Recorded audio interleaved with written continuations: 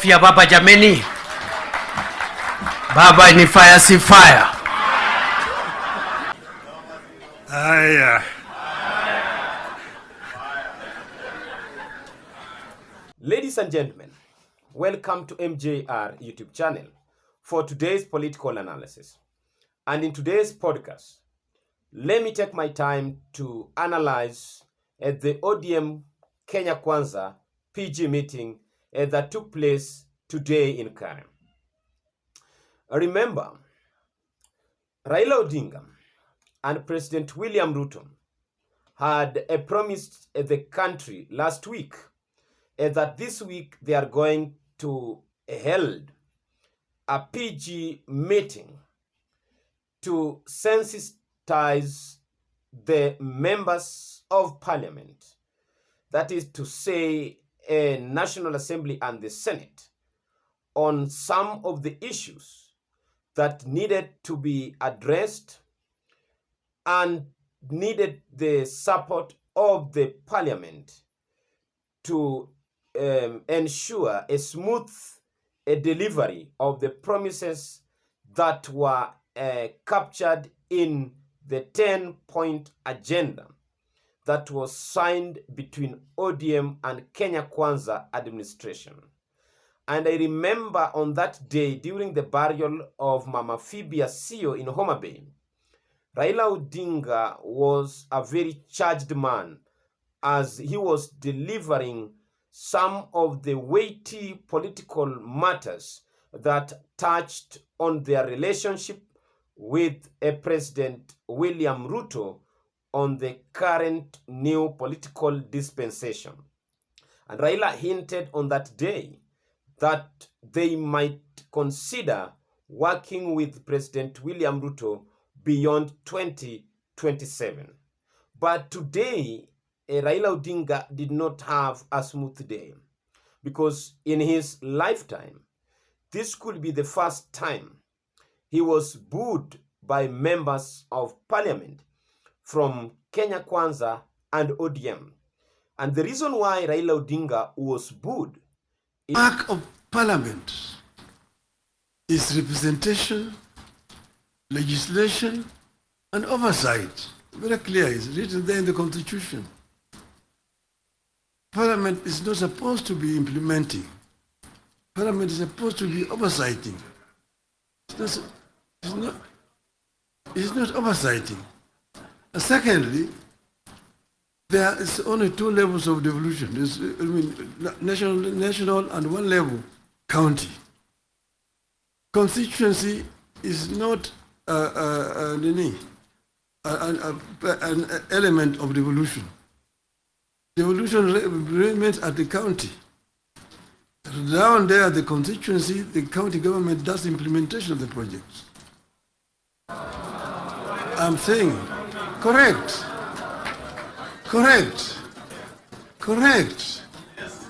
Down at the constituency, it's the county government.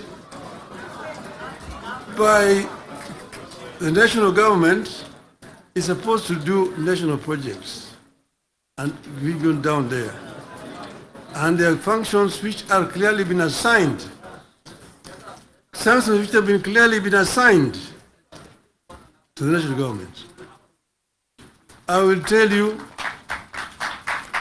your legislatures, and a very famous English politician said that I may not agree with what you have to say, but I shall defend until death right to say it.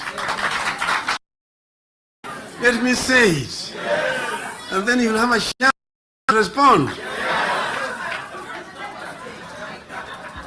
So I'm telling you, I know that sometimes the truth is very bitter. I was there, and we discussed with the Karue brought because of suffering at that time.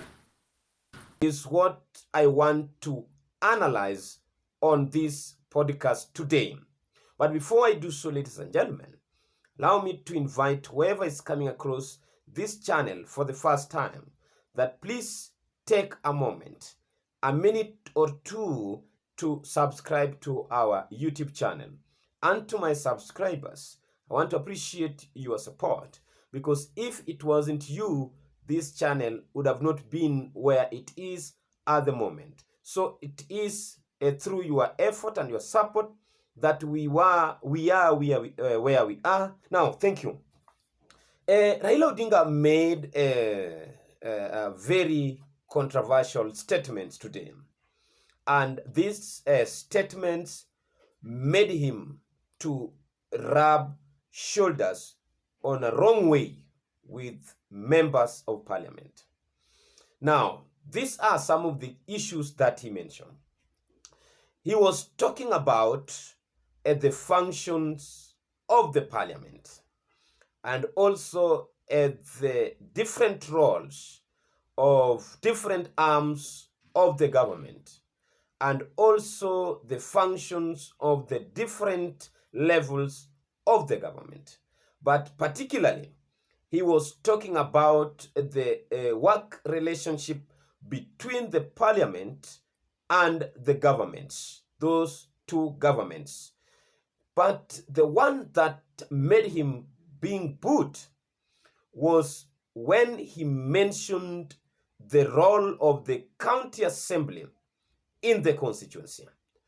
That made him rub shoulders with the members of parliament. Now, Raila Odinga was very clear when he talked about these issues of senators and not summoning governors to the Senate because it is not constitutionally proper for the senators to oversight governors because it is not in the constitution. This makes governors to lose more time instead of working for the people to come to the Senate to answer questions of accountability from the senators.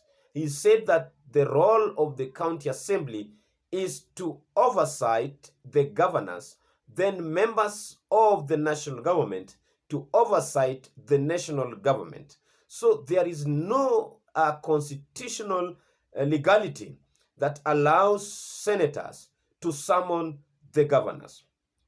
Then the one which was now that augured very bad to the National Assembly leaders is the projects that are being implemented in the constituency by the county government. Remember, these members of parliament knew where Raila Odinga was heading to, because Raila Odinga initially had alluded that he might lobby some support to move the CDF fund from the hands of the members of parliament back to the counties, because he said the role of the National Assembly members is to represent, to oversight, and to legislate, not to be the people who are presiding over development projects. They cannot do development projects, at the same time they oversight themselves. So Raila Odinga wanted this fund to be removed from the hands of the National Assembly leaders or members to the counties, so that the members of parliament, both Senate and National Assembly, to strict themselves on their constitutional mandate, which is to represent, oversight, and to legislate. Another thing which Raila Odinga talked about was the corruption or extortion that is going on within the corridors of parliament. And I think President William Ruto also talked about this issue when he was addressing the devolution conference in Homa Bay. And today, Raila Odinga talked about it in large extent. He said that there's a term which members of parliament are using to extort funds from individuals or corporates or whoever. This word welfare ya wabunge, the welfare of members of parliament of different committees. Remember, parliament is run by committees, and there are various committees in the National Assembly, and each member might find him or herself sitting in a certain committee, one or two, and during their duties in these committees is when they extort money from people who appears before these committees. So he said that this gives parliament a very bad picture. He also said that this corruption within the corridors of parliament scares away foreign investors because there's a lot of bureaucracy within the system of parliament. For one to get cleared or to be approved for an investment, you need to take too much processes, which makes it very difficult and scares away investment. He also said that private capital fears or is risk shy. I think that's the right word he said, is risk shy. So he tried to prevail upon members of parliament to ensure that they allow transparency during when they charge their duties. And he said that there's no problem with lobbying within parliament because lobbying is something which is even practiced in the international parliaments or other parliaments in foreign countries. So there's no problem with lobbying. So the only problem Raila Odinga had with these members of parliament is the separation of the roles and the functions of parliament and the governments, the national government and county government. And you know that whenever the issue of funds is being touched, then it must be rough. Because, the reason why people fight for these elective positions is because of these funds. It's because of expenditure. That's why you can see people fighting for the position of women rep. That's why you can see people investing heavy amounts of money during the campaigns of the Senate position, because there are no expenditure on those positions. Women rep is given very little amount of money compared to the constituency that she represents. Senators doesn't have much money to spend. They only have very little fund to help them to oversight the counties. Therefore, the only position with money is the executive, the National Assembly, members of parliament through CDF, and also the governors. They have a lot of money that they preside over. So everyone wants to sit where expenditure is taking place, because that is the only place which you can have a little for yourself, or you can ask for kickback, or you can have some companies here and there that will help you to secure tenders for yourself. So everyone wants to make money, and that's why the MPs cannot sit pretty and they cannot take it easy when the funds that they have been using to get so much for themselves, to make a lot of money taken away from them. So ladies and gentlemen, thank you for taking your time to listen to MJR. This is the best place to take your time to follow the trends within the political ecosystem. Thank you, and may God bless you.